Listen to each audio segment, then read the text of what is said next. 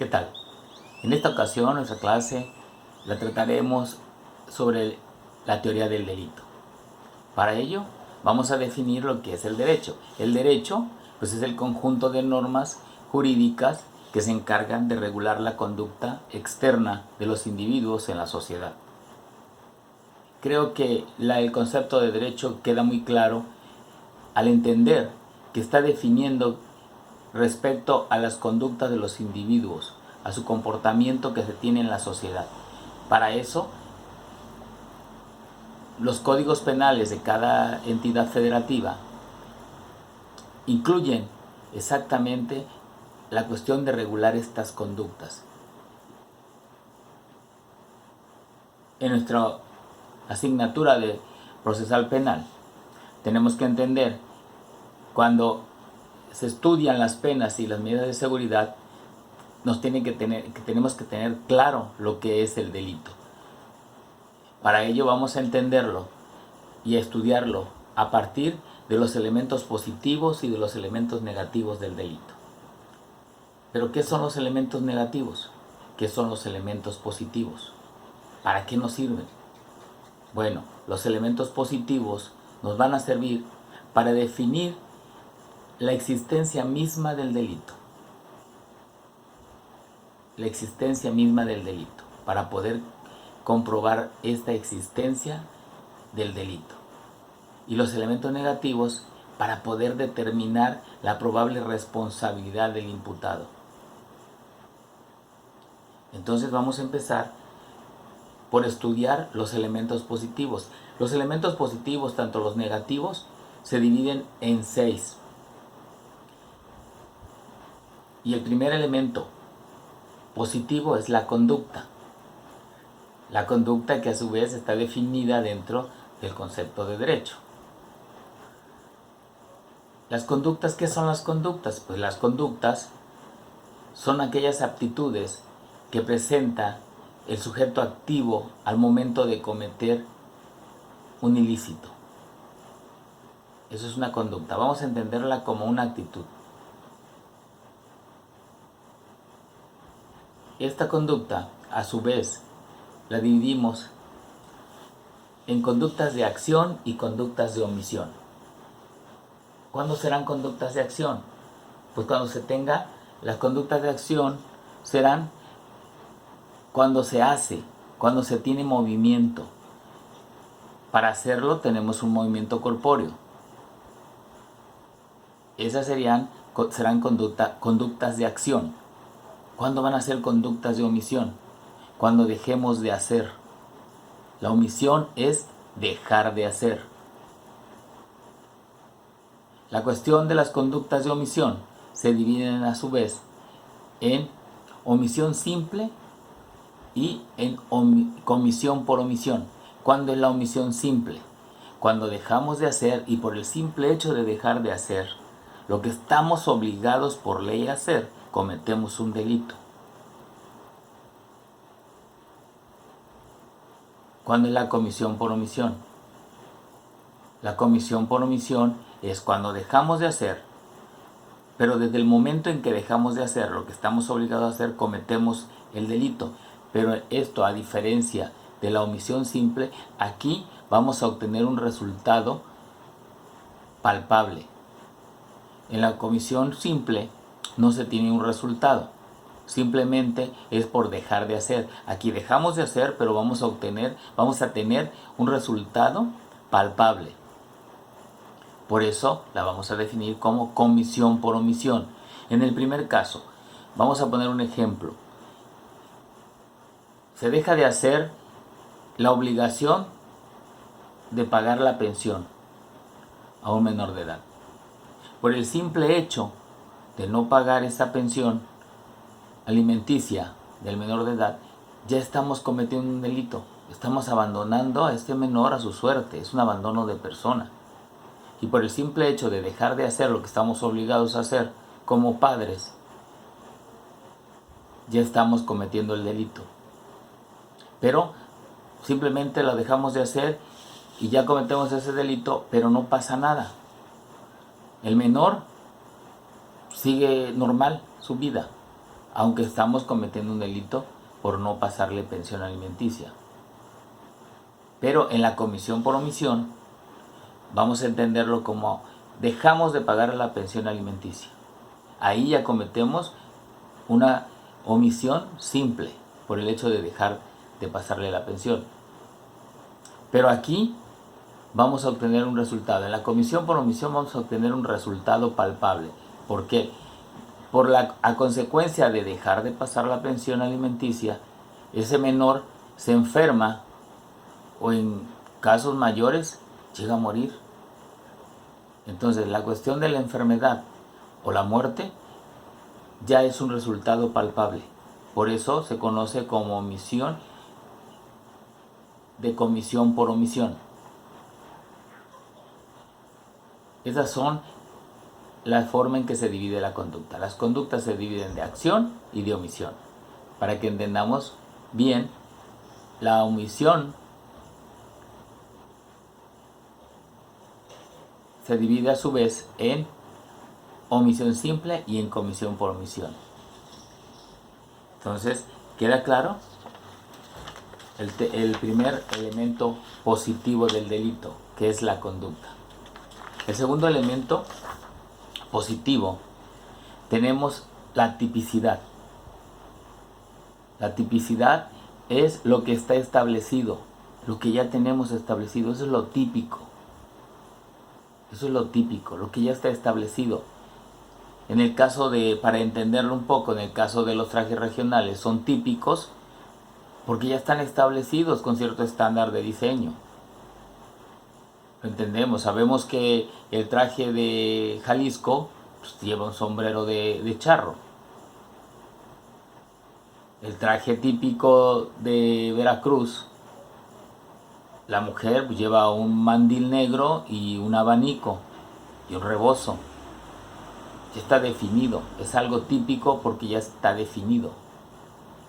En el caso de nosotros, en la cuestión jurídica, lo típico es lo que ya está establecido en nuestros códigos penales, en nuestras leyes. Eso es lo típico. En el caso de nosotros, de derecho penal, pues lo que está definido en los códigos penales de cada entidad federativa y del Código Penal Federal. En la propia Constitución se establecen. Eso es lo típico. Las conductas que ya están establecidas en nuestras propias leyes. Ese es el elemento número 2. Ahora, pasemos al elemento número 3.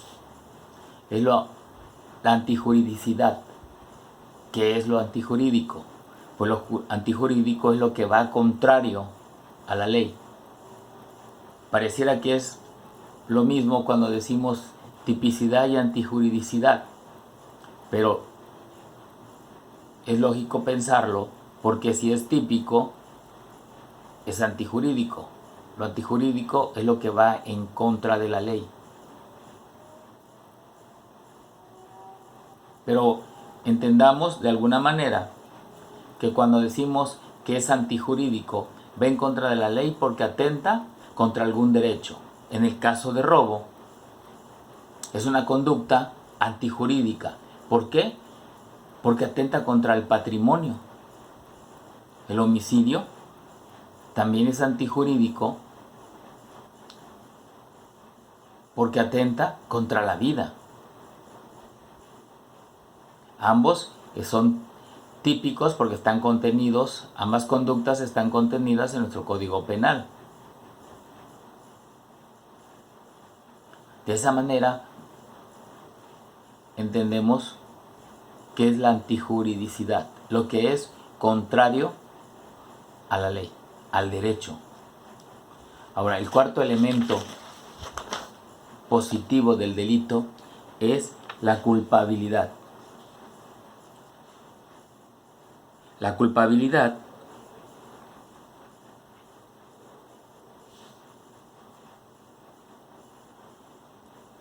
se refiere a la intención de querer o no querer cometer el delito. Esa es la culpabilidad. Y la culpabilidad se divide a su vez en dolo y culpa. Entonces tenemos la culpabilidad. Son dos conductas. Una conducta es dolosa y la otra conducta es culposa. ¿Cuándo es dolosa? Dolosa es cuando se tiene intención. Culposa es cuando no se tiene la intención de cometer el ilícito, sin embargo se comete. La conducta dolosa, a su vez, la vamos a conocer como dolo directo. Es cuando se tiene la intención directa. Quieres matar a alguien y lo matas. A su vez, la conducta, el dolo directo, se divide en dolo directo determinado. Es cuando sabemos el delito que queremos cometer.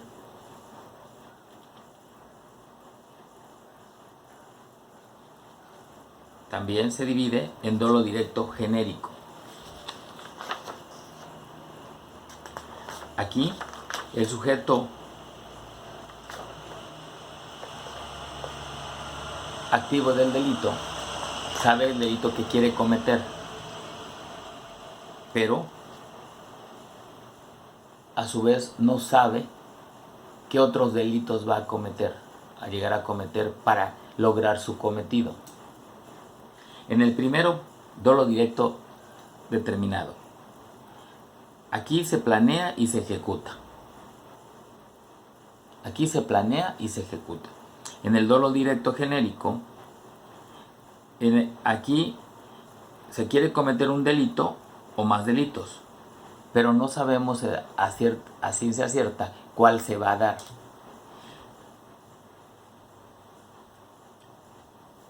Para que entendamos, supongamos que queremos causar un daño en alguna propiedad.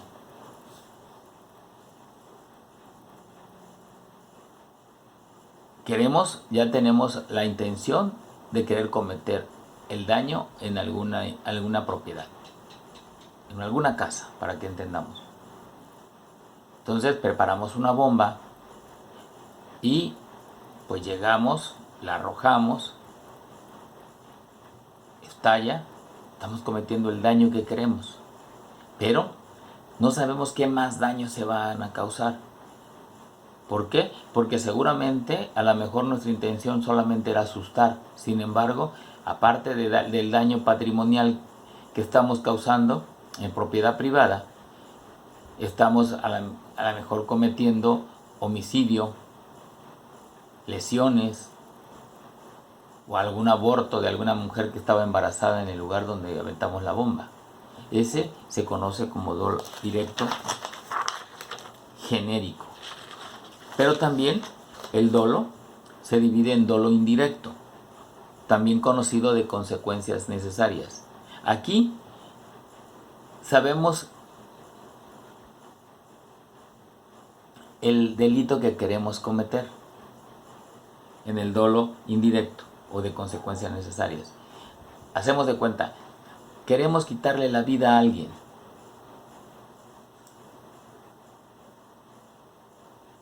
Lo que pasa mucho es actualmente con las noticias que escuchamos. Quieren ejecutar a alguien, pero para hacerlo lo tienen que vigilar, cuidar, y donde se meta en algún lugar donde se descuide, ya sea en un restaurante, pues van a llegar a llenarlo de balas. Pero para lograr ese cometido, también seguramente van a acabar con la vida de todos los que estén ahí, demás clientes que estén en el restaurante. Aquí el sujeto activo sabe el delito, pero el delito que va a cometer, a quién se lo va a cometer, lo sabe. Pero también sabe que para lograrlo tiene que acabar con la vida de los demás, si es necesario, para lograr su cometido. A eso se le va a conocer como dolo indirecto o de consecuencias necesarias. Bueno, dijimos en un principio que La culpabilidad se divide en dolo y culpa. La culpa, el dolo ya quedó explicado. Ahora vamos con la culpa. La culpa es la segunda modalidad de la culpabilidad.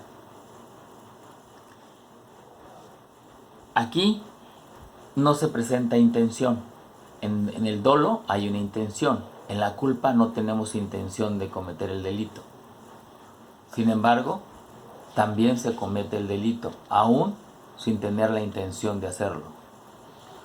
Para eso se divide en culpa previsible o sin representación, o culpa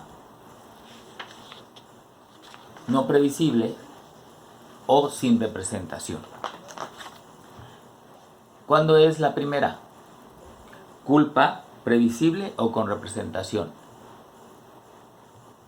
Sobre todo ocurre en los accidentes de tránsito.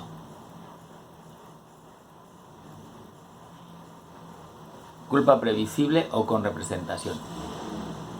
Hacemos de cuenta que queremos llegar del centro de la ciudad a, no sé, al aeropuerto, que siempre por lo regular está en las afueras de la ciudad.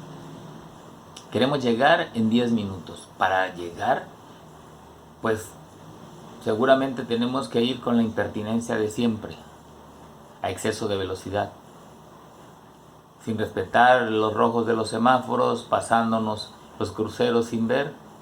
Pero mientras más aceleremos para llegar en 10 minutos, más se nos va a representar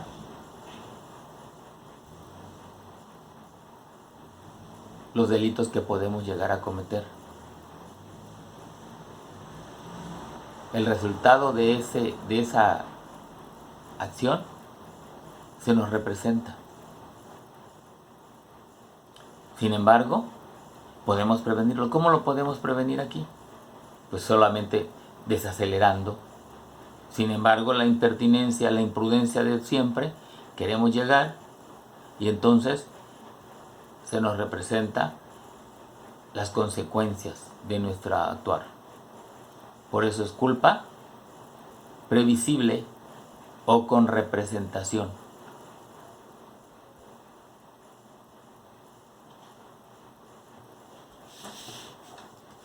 Por esa impertinencia, como ejemplo, nos vamos pasando los altos, llega un momento en que en un crucero pues le damos a otro auto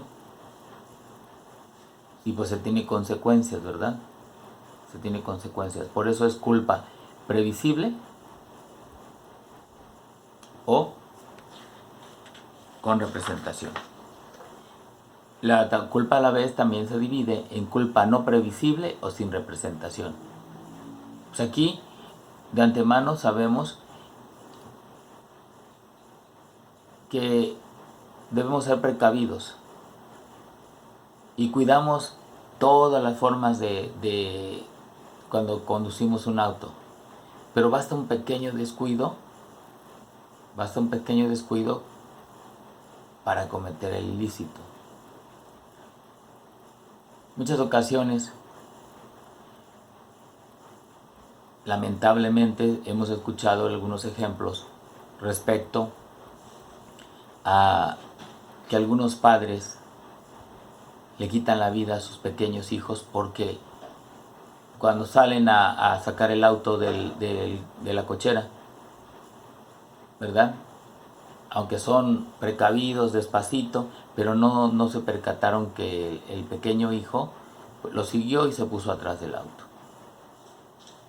¿verdad? Ese pequeño descuido nos hace cometer el ilícito. Y esta se conoce como culpa no previsible o sin representación. ¿Por qué? Porque somos precavidos y aún así cometemos el ilícito. Queda clara entonces la cuestión de la culpabilidad. Se divide en dolo y culpa.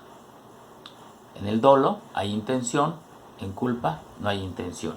Ahora vámonos con el quinto elemento, que es la punibilidad. La punibilidad es el castigo en años que vamos a buscar para el activo del delito. Eso es la punibilidad. Vamos a considerar aquí las intenciones que se tiene o las no intenciones, cuando no hay intención. Pero la punibilidad es el castigo en años. En el caso de homicidio, pues es de 10 a 25 años. La pena es el castigo. La pena es el castigo, que va a ser de 10 a 25 años de prisión. La punición, pues va a ser el lugar donde se va a compurgar la pena. Eso es la punibilidad. Es el castigo en años y en el lugar donde se va a compurgar la pena. El sexto elemento es la imputabilidad. La imputabilidad la vamos a entender como la capacidad de querer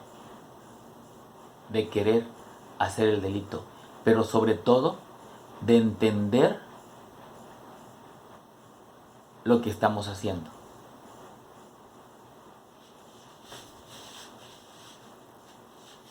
Entonces, vamos a decir que la imputabilidad, el sexto elemento, es a quién se le va a atribuir la cuestión de la comisión del delito. Los imputables son todos los mayores de edad y que estén bien de sus facultades mentales. Esos son, hasta ahorita, los 6 elementos positivos del delito considerados dentro de la teoría del delito.